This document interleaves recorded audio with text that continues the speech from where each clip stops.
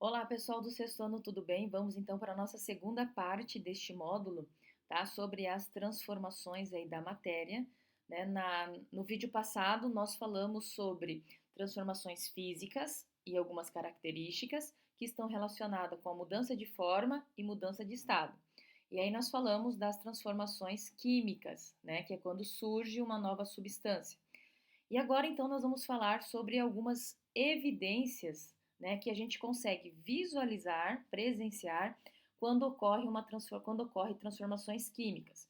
A primeira, então, que ocorre é isso que aparece na imagem, que é a mudança de cor.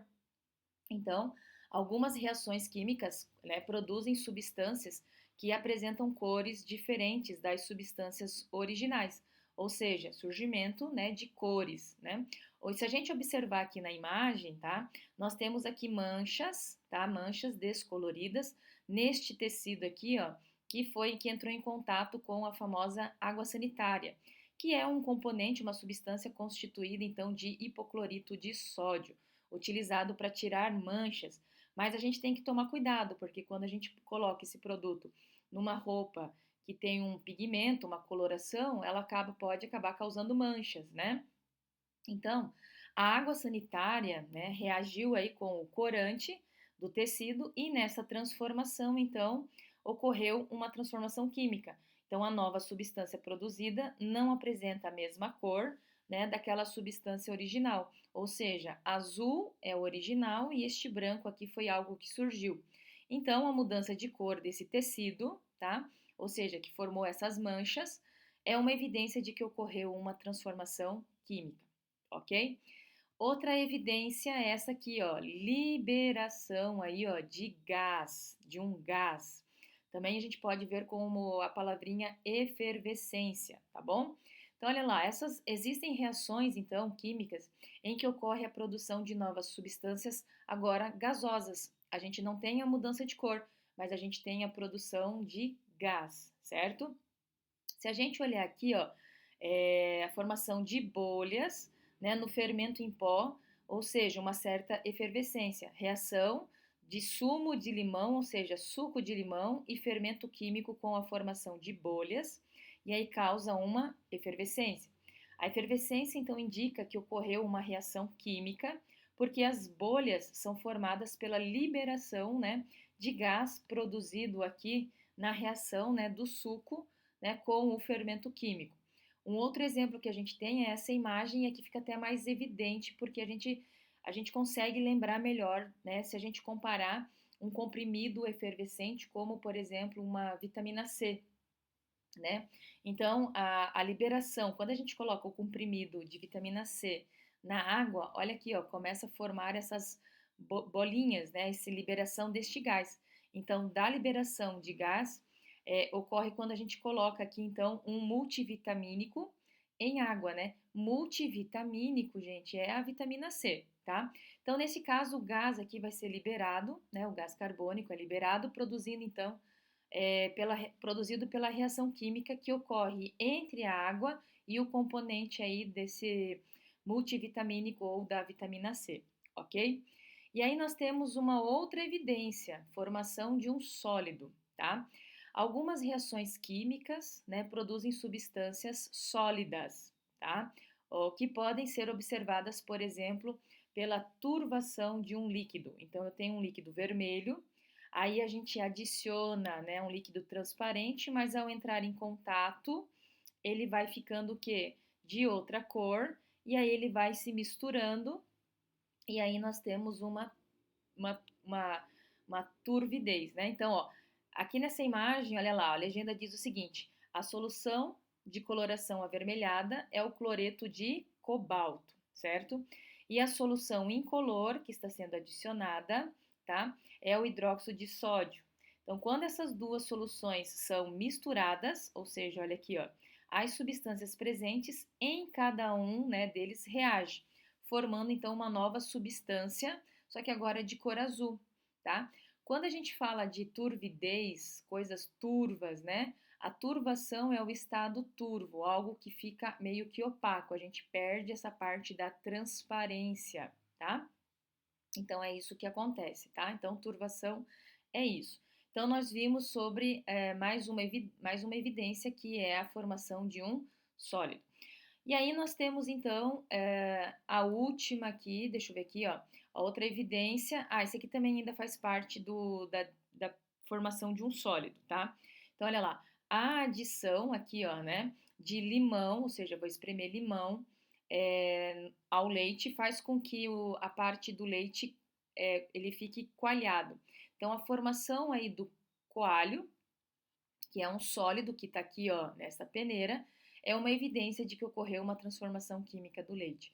Então, nós já falamos de mudança de cor, nós falamos de efervescência, produção de um gás, e agora a questão da formação de um sólido, né? Ou que deixa algo turvo, né? E aí, por último, nós temos o aparecimento, então, né, de chama ou a presença de luminosidade. Olha aqui na imagem, né? Camarões sendo flambados, neste caso o álcool de uma bebida alcoólica acrescentada aí anteriormente sobre o alimento é o combustível então para a queima. Então a gente está dando uma flambada, tá? Alguns alimentos a gente precisa fazer esse procedimento para que ele fique mais saboroso, né? Então em algumas reações químicas é possível então a gente observar a emissão de energia na forma de luz, tá? E na forma de calor. Então, as reações de combustão, ou seja, aquelas que exigem a queima, são exemplos desse tipo de transformação química. Então, para que essa reação de queima ocorra, são necessários alguns elementos. Primeiro, um combustível, que é o material inflamável, tá? Aí a gente precisa ter um comburente que reage com o combustível, né? Ou seja, frequentemente o gás oxigênio do ar e uma energia inicial, que seria, no caso, então, uma faísca. A gente precisa, então, para ter uma reação de queima, de combustão, o comburente, o combustível, tá? E a energia inicial. São três coisinhas que a gente precisa. Neste caso aqui, nós temos o álcool, né? Que aí em contato com o calor e a presença do oxigênio faz com que a gente tenha aí esse momento de flambar, né? De flambação. Tudo bem? Então é importante o seguinte, ó, perceba que a todo momento está ocorrendo uma transformação química, é só ficar, né, de olho nas evidências.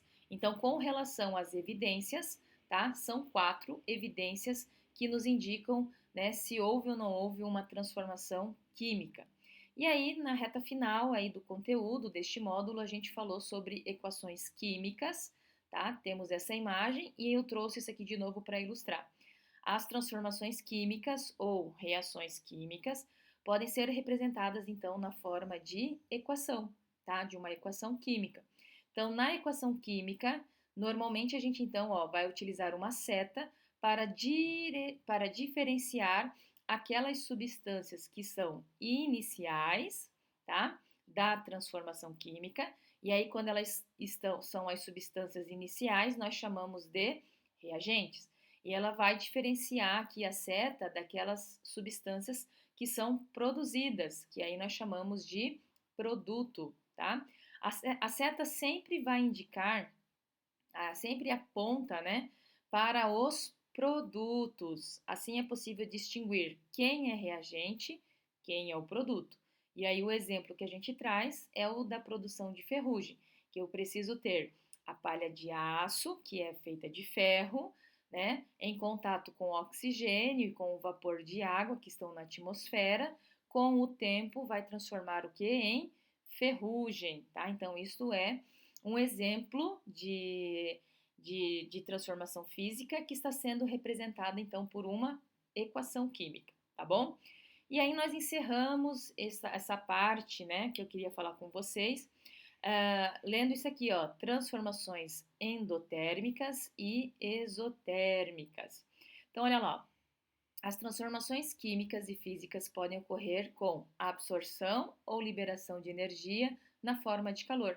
Então, tanto transformações químicas quanto físicas podem absorver calor ou liberar calor, tá? As transformações, né, que ocorrem com a liberação de calor para o ambiente são chamadas de exotérmicas. Então, transformações que liberam calor para o ambiente são chamadas de exotérmicas. A reação de combustão, né, aquela da queima, é um exemplo de transformação química exotérmica, Por quê? Porque a energia na forma de calor proveniente da queima, ou seja, daquela reação de combustão, pode ser sentida quando nos aproximamos de uma fogueira. Então, quando a gente começa a colocar a mão próximo de uma fogueira, a gente percebe que vai ficando cada vez mais quente. Então, quando uma reação libera calor, a gente chama de exotérmica. Já as transformações que ocorrem com a absorção do calor do ambiente são chamadas de endotérmicas. Então, olha lá, a vaporização da água é um exemplo, tá, de transformação física endotérmica. Então, eu estou vendo essa passagem do líquido para o gasoso, nós temos uma vaporização e ela é uma reação, ó, endotérmica. Ela vai absorver o calor, ou seja, a roupa que estiver pendurada no sol, ela absorve aquela energia do sol e aí faz a mudança da água do estado líquido para o estado gasoso, né? A sensação de frio que percebemos ao sair do mar ou de uma piscina se deve ao calor transferido do nosso corpo para a água líquida, né, que está sobre a nossa pele durante sua vaporização. Então, aquela sensação de frio é isso que acontece. Essa transferência de energia na forma de calor diminui a temperatura do corpo, causando a sensação de frio. Então, isso é quando a gente sai da água, principalmente no final do dia, tá? A gente tem essa sensação de frio porque está ocorrendo uma reação aí do corpo, né? Olha lá, ó. E aqui, ó, para as mudanças de estado físico, podemos generalizar. Então, a gente já estudou as mudanças de estado físico. Nós temos três tipos de estado: sólido, líquido e gasoso. E conforme a gente passa de uma fase para outra, né, de um estado para o outro, a gente tem então uma mudança de estado. Classicamente, a gente estuda a água, né? Quando a gente estuda aí a mudança de estado físico, então eu tenho, olha, do sólido para o líquido, a fusão, do líquido para o gasoso, a vaporização, e quando eu venho neste sentido do sólido para o gasoso, eu estou então absorvendo o calor, são reações endotérmicas. Mas eu posso voltar do gasoso para o líquido e para o sólido. Então, quando eu passo do gasoso para o líquido, eu tenho a condensação. Quando eu tenho do líquido para o sólido, eu tenho a solidificação, e toda vez que eu voltar, eu vou ter então uma reação exotérmica, que vai estar liberando calor para o ambiente. Tudo bem? Então, é isso que acontece. O que eu queria falar com vocês era isso, e eu aguardo vocês então numa próxima oportunidade. Tchau, tchau!